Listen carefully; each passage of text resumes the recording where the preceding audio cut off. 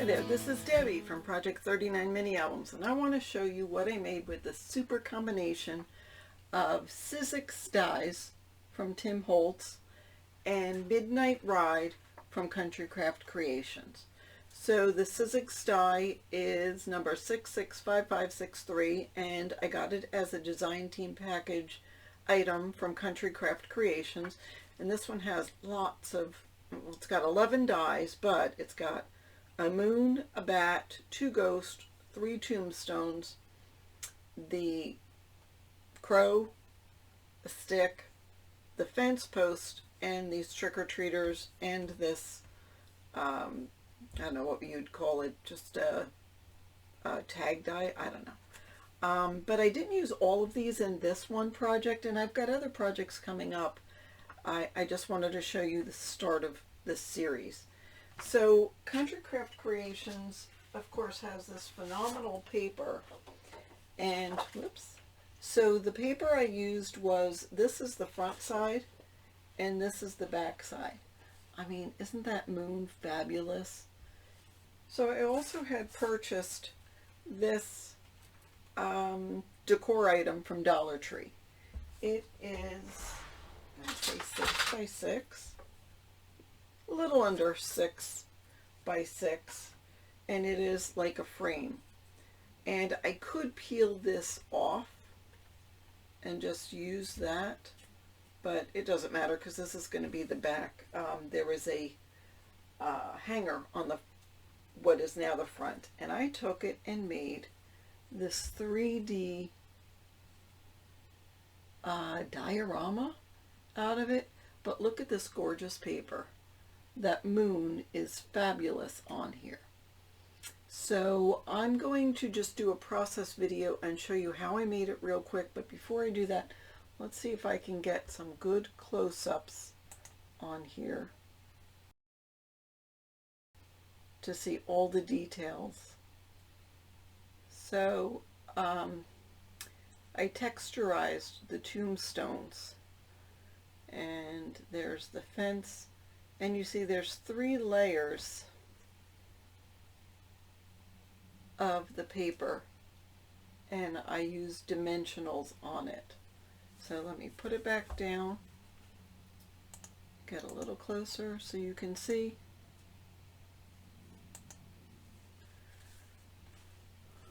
So let me take you through the process of how I made this.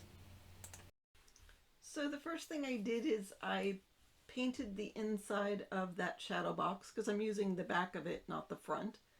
And then I cut the paper to make sure it fit inside. So I cut that to fit inside the shadow box. I mean, it's really the back of the shadow box, but that's okay. Now I had all these moons on this one cut apart, and I wanted to just sort of not make them as important. So I just took some ink and just inked over it. Now there are going to be different layers on top, so you won't even notice these. But again, I just wanted to make sure that they were not very noticeable. The one on the bottom you won't see, so I didn't do anything to that. So I made sure it fit inside. I had to cut it down a little bit. And I love the moon. If I were to do it again, I probably would not center it. Now I'm going to take some of this extra paper that I have. It's cut the correct width, and I'm just tearing it so I get different layers. So I have the larger piece. I'm going to take an ink around the edges so you don't see the white of the inside of the paper. And I'm just using Tim Holtz Black Soot. And I'm going to take that smaller piece and ink the edges of that also, because as I said, I'll have a couple of different layers here. So I'm just going to check it out and see how they'll fit. All right, now that I know, then I'm taking some embossing liquid. Actually, I'm going to do the ghost first, so I'm inking it with a lot of embossing fluid. If you don't have embossing fluid, you could just use your ink pad. And I'm going to take my clear embossing powder and put it on this ghost that I have die cut. Whoops.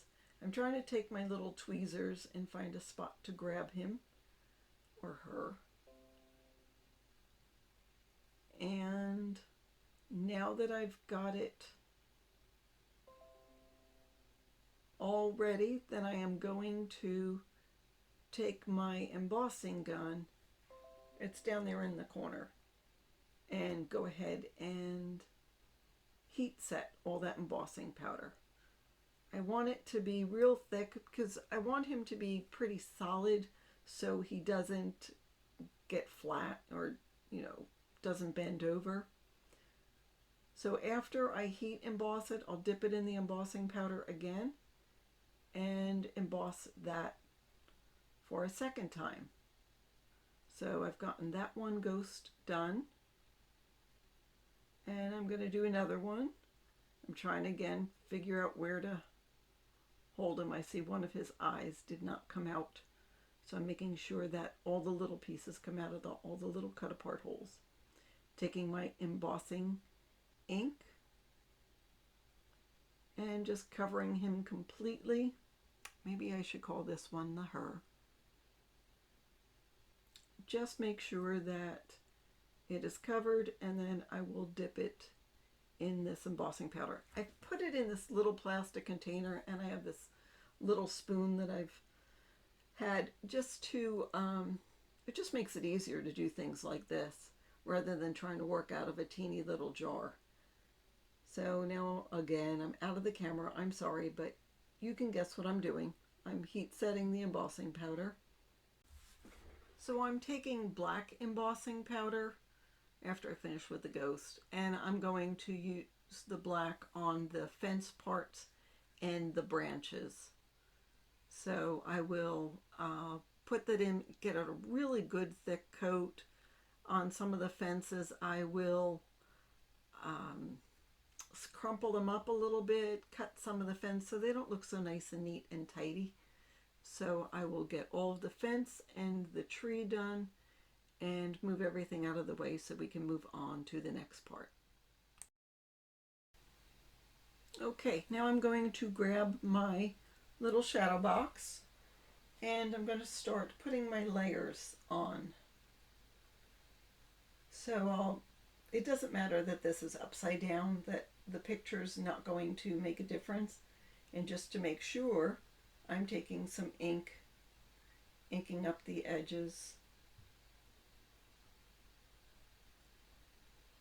and just covering the moon's face. I mean, I really want it covered, so I'm taking my Distress Oxide and just covering them up. I do that a lot. If I don't like something in a paper, I just tone it out. Now I'm just trying to heat set it using my heat tool. It's the same one I use for my embossing powder. It just make sure it's not going to, the ink won't get all over everything while I'm playing. And I don't care about the bottom of it because I'm going to have another layer. Okay. Now let's get everything, put everything together. This is the first layer. And I don't know if you see that little ghost there on the left side. Decided to keep him. I don't know if I'm going to cover him up or not. He's not the same ghost as the die cut ghost that I'm going to have. But I sort of liked him peeking out. I think later I end up covering him up. But for now he's okay.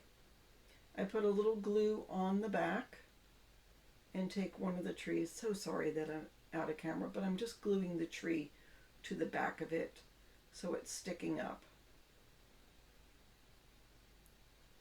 And then there's that other little teeny branch that I add on. I don't think I put enough glue on, or I'm smearing it around. You'll see once I turn this the right side up, you'll see how I put the tree and tree branch on the side. And then I'm using some tape just to make sure that it stays. Really, while the glue dries, it'll keep it. So there we have it sticking up. See how shiny that tree is? It's from the embossing powder. And plus, it makes it strong.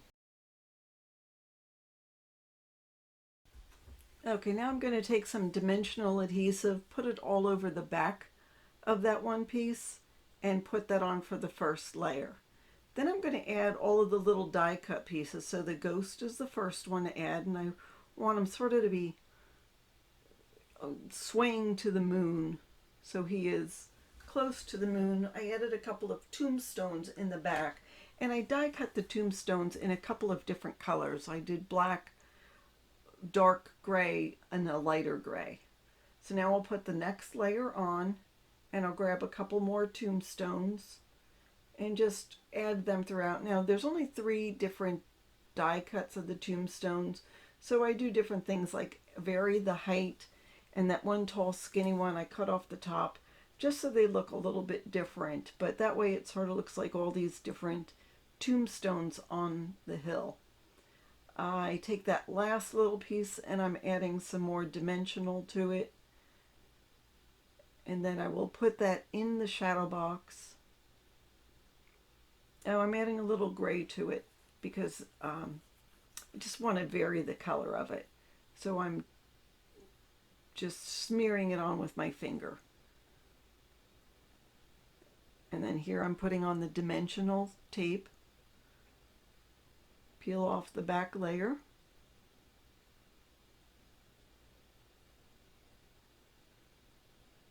And then let's go ahead and put them on the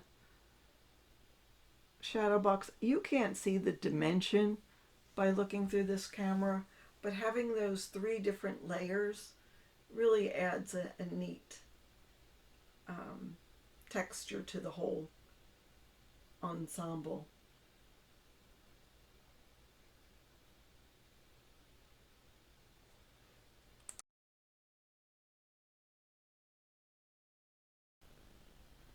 Okay, now I'm going to do something funky here. I'm going to grab some texture. Well, it's actually spackle medium from the Dollar Tree. If you have the Tim Holtz texture medium, that will work better. But I add some glue and some ink. I'm putting the ink down on my work surface, and I'm just mixing the colors and adding some texture to the tombstones that are going to go on the first layer, the layer closest to you. I'm using an old paintbrush and just adding some of that texture medium, some different colors, and just play around with it. I mean, they're tiny, so it doesn't take very much. And then once I let them dry, I'm going to put them on my picture. I'm putting those closer to the center. Then I'm putting the fence on the outside of the box. Here I'm cutting the fence down a little bit. So you can see it's going to go on that little, the left side and the bottom I'm adding the glue. So you're sort of peeking through the gates to the graveyard. So I'll just add some glue to the bottom, and I really love how that adds some texture and some layers. And I'll take the last ghost and put him on the fence outside as if he's just dying to get in. So there is my first little vignette. Oh wait, not done yet. I have a couple of bats that I die cut, and I'm going to add one to the outside of the box. And there we go. See, look at all the dimension and texture. I think this came out pretty cool. See the texture on those tombstones? So there is the first one. Yeah, I'm really making sure you see the texture. Didn't it come out cool? I bet you guys can come up with some great ideas. I'd love to see what you come up with. Alright, so there's the first one. Now we're going to move on to the next. Alright, now I'm going to show you how I did the next one. So in this one I used my Versamark embossing pad and used a copper embossing powder. Then I took my Distress Oxide in this turquoisey color, forget what it's called, and some antique linen, and just added it because I wanted it to look, you know, like aged copper. What's the word when it turns turquoisey? and I put embossing powder and embossing ink and then powder on the black, the crow and the branch, and add just black embossing powder and heat set them, and they are ready to go. I decided to add a little of this Distress Oxide black besides the Distress ink, and then I heat set it, and it sort of gave it sort of a crackly look, but not so much as you could notice. But you know, I was just playing around. I ended up taking the clear embossing pad and black embossing powder and just putting it over it. So so he has a nice shiny look at least. Then I played around with that Distress Oxide again in the gray. Trying to see what color the gray was. Hickory smoke. Hickory smoke. So, you know, I'm really just playing around. See how the embossing Distress Oxide doesn't cover it completely? And then when you set it, then the embossing ink mixes with it. So anyhow, just playing around, trying to get a cool look. Eventually I'm happy with what I have. Oh, I did take the moon and use some gold embossing powder and just got a real good heavy coat of the gold. And then here you start to see the paper from Country Craft Creation. So it's turquoise and it's got like wands on it, so they're stars. I sort of liked that effect. Now I did tone them down by using some turquoise embossing ink where they were brighter than I wanted. I'm doing the same thing here by taking the different layers and putting it on, adding some squares of dimensionals. I probably should have put more on there, but I wasn't sure if I was going to put this on permanently. So then I play with the fence, crumple them up a little bit, tear it apart. The fence on the other one I put on the outside of the box. This one is going to be attached to the layers. Here's the underside, so I'm gluing them down. I'll move this down in a little bit so you can see what I'm doing. And then I took some of the fantasy fiber in Cotton Cloud and put that below this next layer. And this next layer I'm attaching to the outside of the box, to the, the edge of the box, adding the crow there. And I put the fantasy fiber so you would see him, so there would be some sparkle and dimension behind the crow. I'm liking it already. What do you guys think? There's not much here going on, but it's sort of, again, a little creepy. Can you imagine that vignette and the other one next to each other? So now I start to get some ideas.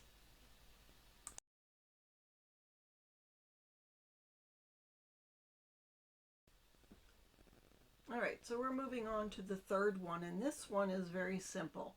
I just take this part from the pattern paper and cut it a smidgen below 6 and cut these pieces 1 by 6. I ink around the edges with some Distress Oxide black soot because the box is painted black, so I want to make sure that it all sort of blends together. And then I just glue it onto the box top and the sides. So if you have the two other vignettes and then this one, they're different layers. So I really liked how this came out, and I thought it would be nice, but I added some of those die cut bats just so they're sort of hanging off the edge. This one is more flat than the others, but it's got the bats flying around anyhow. Whoops, my focus is off. But anyhow, so that is all there is to this one. Simple, but again, it really looks cool with the two other ones. Now let's go to number 4. So I liked this candy corn with the purple background. I love the purple. It's such a beautiful color.